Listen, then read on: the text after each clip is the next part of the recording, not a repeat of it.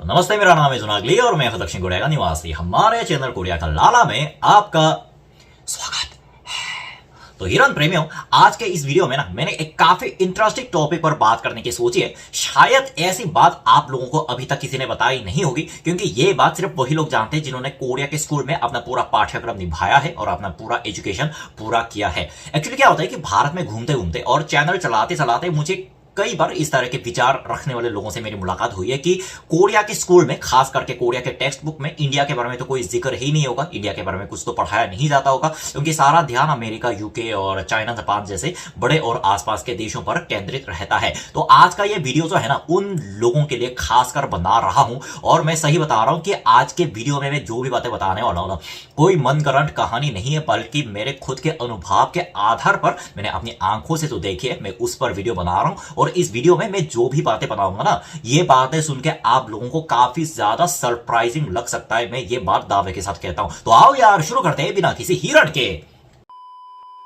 तो देखो, एक्चुअली क्या होता है कि हमारे टेक्स्ट बुक में, यानी कि एलिमेंट्री स्कूल और मिडिल स्कूल, हाई स्कूल, हमारे देश के स्कूल इन तीनों स्कूल में डिवाइडेड है। एलिमेंट्री स्कूल में जाहिर सी बात है कि इंडिया के बारे में कुछ पढ़ाया नहीं जाता, लेकिन हमारे मिडिल स्कूल में हम जब प्रवेश करते हैं ना, तो हम जब 15 साल के थे, यानी मिडिल स्कूल के सेकंड क्लास से हमारे एक सब्जेक्ट बनता है जो कि वर्ल्ड हिस्ट्री है। ये जहां तक मुझे लगता है कि स्कूल पे डिपेंड करता है कि कुछ स्कूल में होता भी है और कुछ स्कूलों में नहीं भी होता है, लेकिन मेरे स्कूल में वर्ल्ड हिस्ट्री की किताबें थी और उसका टाइम टेबल भी बना हुआ था। और मैं पर्सनली बताऊं कि मैं पढ़ाई तो घंटा करने वाला छात्र तो था नहीं, लेकिन एक मात्र मेरा फेवरेट सब्जेक्ट था और वो है वर्ल्ड हिस्ट्री। तो मैं अभी तक बता सकता हूं कि वर्ल्ड हिस्ट्री में मैंने काफी ध्यान लगाकर पढ़ा है और उसमें मेरे काफी अच्छे ग्रेड भी मिले हैं। तो मुद्दे पर आते हैं कि इंडिया का नाम हमारे देश के, यानी कोरिया के टेक्स्ट बुक में सबसे पहले आता है इंडस सिविलाइजेशन के साथ। जी हाँ, इंडस सिविलाइजेशन के साथ साथ दुनिया में जो 4 बड़े बड़े सिविलाइजेशन जो कि पहले हुए हैं ना, उन सारे चारों सिविलाइजेशन के विवरण कोरिया के टेक्स्ट बुक में मिलते हैं। और इंडस सिविलाइजेशन को लेकर जो विवरण दिया गया था, मुझे अभी भी उसके वाक्य याद है कि इंडस सिविलाइजेशन ने मोहनजोदड़ो और हड़प्पा जैसे बहुत बड़े शहर का विकास किया है। और फिर उस शहर में हम्माम, जिसको गुसलखाने बोलते हैं, हम्माम और गुसलखाने के अवशेष अभी देखने को मिलते हैं। और फिर आप लोगों ने भी अपने देश के इतिहास की किताब में पढ़ा होगा कि मोहनजोदड़ो में जो ऐसे बड़ी मूर्ति जिसको खोदी गई है ना, उसकी तस्वीर हमारे किताब में भी थी। हमने उसको देखा, हमने उसको याद किया। और फिर अभी इंडस नदी के किनारे बसा यह सिविलाइजेशन दुनिया के सबसे बेहतरीन शहर विकास के सिविलाइजेशन के रूप में जाना जाता है। उसके बाद इंडिया का नाम गायब हो जाता है, क्योंकि हमारे टेक्स्ट बुक को बाकी 3 सिविलाइजेशन के बारे में भी विवरण देना होता है। तो इस तरह इंडिया के नाम कुछ पन्नों तक गायब रहने के बाद, पता है इंडिया का नाम किस नाम के साथ वापस आता है? इंडिया का नाम फिर हमारे टेक्स्ट बुक में वापस आता है मौर्य साम्राज्य के साथ। जी हाँ, मैं जानता हूं आप लोगों में से कई लोगों को ये बात सुन के सरप्राइजिंग लग रहा होगा, लेकिन मैं कोई मनगढ़ंत कहानी नहीं बना रहा हूं, बल्कि सच है कि हमारे इतिहास के टेक्स्ट बुक में ना मौर्य साम्राज्य को काफी इंपॉर्टेंस के साथ समझाया गया है। और उसका विवरण ये दिया गया है कि मौर्य साम्राज्य एक ऐसा साम्राज्य है जिसने प्रथम बार पूरे भारत, लगभग पूरे भारतवर्ष पर कब्जा कर लिया चंद्रगुप्त मौर्य के नेतृत्व की वजह से।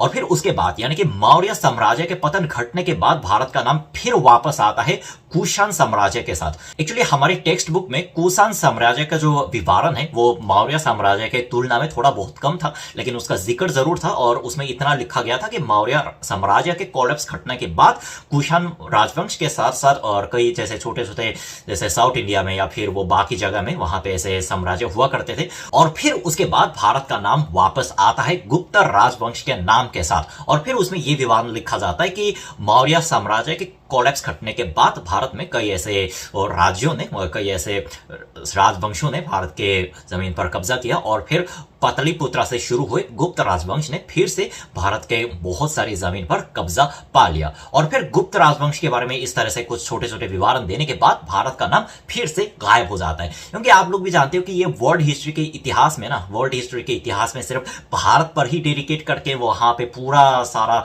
ये विवरण तो नहीं लिख सकते। मैं भी इस बात को अच्छे से समझता हूं। और गुप्त राजवंश के साथ साथ उस टाइम जो साउथ इंडिया में जो राजवंश थे, जैसे कि मुझे एक राजवंश का नाम अभी भी याद है, छोला राजवंश, जो कि शायद केरला और तमिलनाडु साइड से वहां पे कब्जा जमा रहे थे, उनका भी एक बार जिक्र आता है। और फिर उसके बाद भारत का नाम फिर से गायब हो जाता है और फिर उसके बाद भारत का नाम वापस आता है मुगल सल्तनत के साथ। एक्चुअली क्या होता है कि बाबर का जिक्र हमारे किताब में था, लेकिन इतना जिक्र नहीं किया गया कि उसका जन्म उज्बेकिस्तान में हुआ है और फिर वो अफगानिस्तान से होकर भारत आके उसने मुगल सल्तनत की स्थापना कर ली। बस इतना लिखा गया था कि वो बाबर आकर, मतलब कहां से आकर, शायद काबुल साइड से आकर भारत में मुगल सल्तनत की स्थापना करी है। और फिर उसके मौत के बाद, जैसे आप लोग स्कूल के टाइम पे मुगल शहंशाहों के नाम याद करते हैं ना, हमें भी याद रखना पड़ता है। और उसी टाइम पे सिर्फ मुगल शहंशाहों की बात नहीं, बल्कि उस टाइम इंडिया में जो जो मुख्य घटनाएं हुई थी, यानी कि सिख धर्म की स्थापना, जी हाँ, सिख धर्म की स्थापना के बारे में भी कोरिया के हिस्ट्री बुक में काफी इंपॉर्टेंस के साथ समझाया गया है। और फिर उसमें स्पष्ट रूप से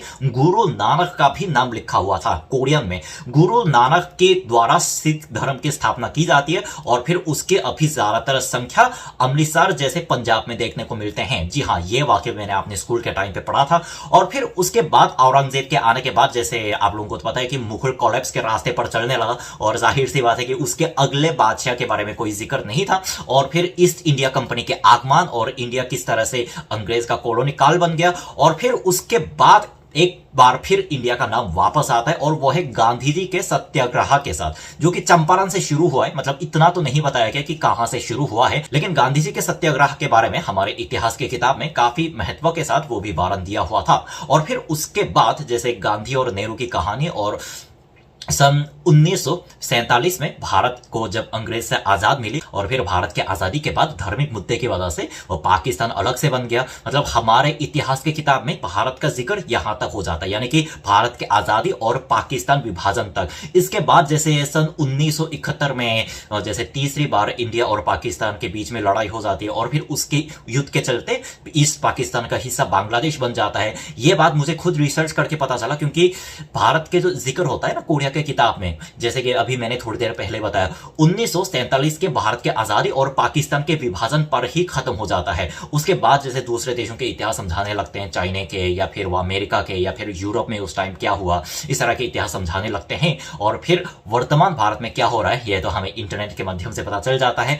और लेकिन मैं ये वीडियो इसलिए बनाना चाहता था कि ऐसा नहीं है कि कोरिया के स्कूल में इंडिया के बारे में नहीं पढ़ाया जाता, इवन काफी पढ़ाया जाता है। जैसे कि हमारे इतिहास की जो किताब होती है ना भारत के, जैसे मैंने ये देखा है कि स्कूल की किताबें बहुत मोटी मोटी रहती है, लेकिन हमारे कोरिया की स्कूल की किताब ऐसी बहुत पतली पतली रहती है। और उस पतली पतली किताब में जैसे जो इंपॉर्टेंट किस्से थे, उस इंपॉर्टेंट किस्से को ऐसे थोड़ा कूद कूद के उन्होंने भरने की कोशिश की है। और हमारे स्टूडेंट को उसकी वजह से कम इंडिया के सरजमीन पर, यानी कि भारत द्वीप पर किस किस तरह के मुख्य घटना हुई और फिर उसका कैसा असर पड़ा, इसके बारे में थोड़ा बहुत पता चल जाता है। और मुझे पर्सनली ऐसा लगता है कि अगर वो चाहते तो इंडिया के बारे में थोड़ा और भी लिख सकते थे, लेकिन जाहिर सी बात है कि वर्ल्ड हिस्ट्री की किताब में ना सिर्फ पूरा का पूरा पार्ट सिर्फ इंडिया को डेडिकेट नहीं कर सकते। जैसे इंडिया के साथ साथ चाइना और जापान में उस वक्त क्या हो रहा है ये भी समझाना होता है, और फिर उसके साथ साथ यूरोप, रसिया और फिर अमेरिका के बीच में जो वर्ल्ड वॉर हुआ था, और फिर उसके साथ साथ अरब में क्या हो रहा था, इसके बारे में समझाना होता है। तो बस यार, आज के वीडियो में इतना ही। मैं वापस आऊंगा और मजेदार वीडियो के साथ। तब तक क्या करना है, सावधान रहना है, सुरक्षित रहना है।